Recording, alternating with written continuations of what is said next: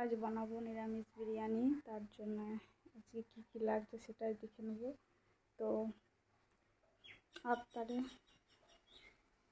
যে কী করবো, শনিবার বটে, তো দেখাই যাবে এখানে কী করছি। জলটা গরম করতে দিয়েছি, ফুটে গেছে। আমি এখানে সয়াবিনগুলো দিয়ে দেবো জলের মধ্যে, আর এর মধ্যে নুন অ্যাড করব আর একটু সাদা তেল। তো এটা একটু চাপা দিয়ে রেখে দেবো, নেড়ে চেড়ে নরম হবে।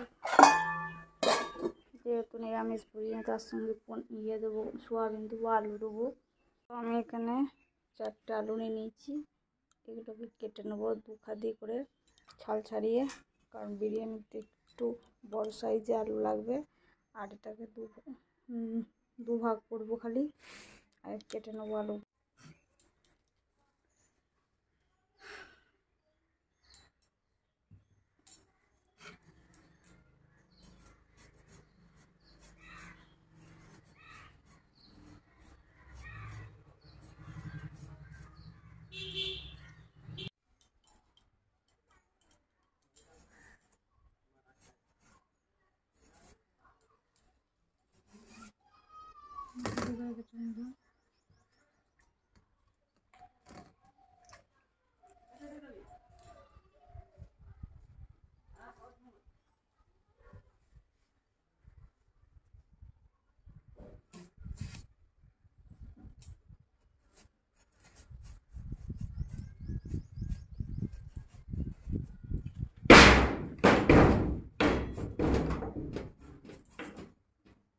আলু কাটা রেডি হয়ে গেছে।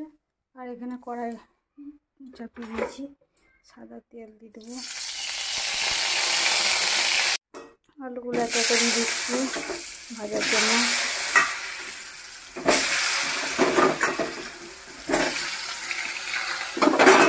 একদম লো ফ্লেমে ভাজলে যাতে সেদ্ধ হয়ে যায় আলুগুলো।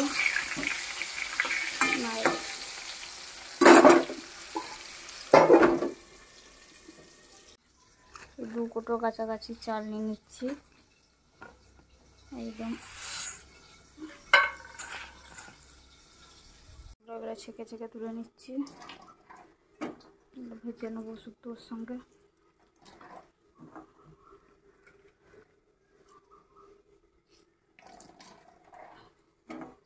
দুধ কিছুটা নিয়ে হালকা গরম করতে দিয়েছি, একটু জাফরান দিয়ে দেবো। সেটা জাফরান দিয়ে দিয়েছি। একটু গরম হওয়ার পরে এটা কালার ছাড়বে। কিছুটা কেওড়া জল 1 চামচ মতো দিয়ে দেবো, আর কিছুটা ছিলে নিচ্ছি।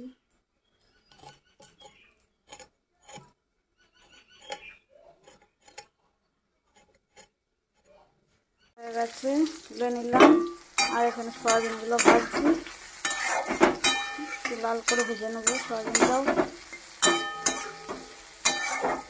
ভেজে আলুর সাথে সেট করে রেখে দিলাম। এখানে হাঁড়িতে জল বসিয়ে নিয়েছি, জল দিয়ে দিলাম। এখানে চালগুলো আমি ধুয়ে রেখেছি। আর এখানে আমি সাহাজিরে, তেজপাতা, ছোট এলাচ, লবঙ্গ, দারচিনি, জয়িত্রী এইসব নিয়ে নিয়েছি, আর নুন। এগুলো আমি জলটা গরম হওয়ার পরে দেবো, আর একটু ফুটে উঠলে চালটা দেবো।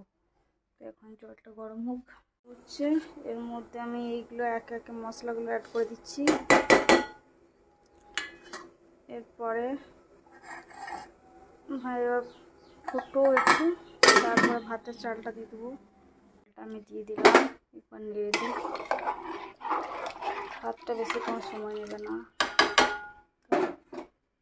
সাদা তেল দিয়ে দেবো। আমি আদা, টমেটো, কাঁচা লঙ্কা আর কাজু নিয়ে নিয়েছি।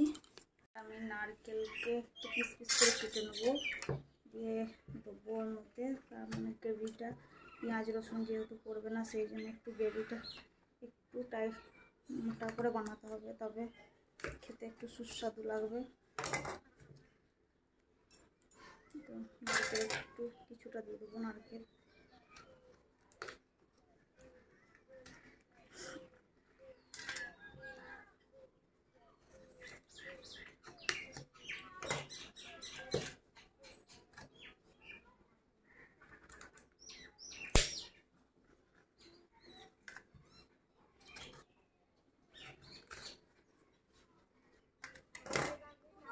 কিশমিশ দিলাম আর নারকেল কেটে দিচ্ছি।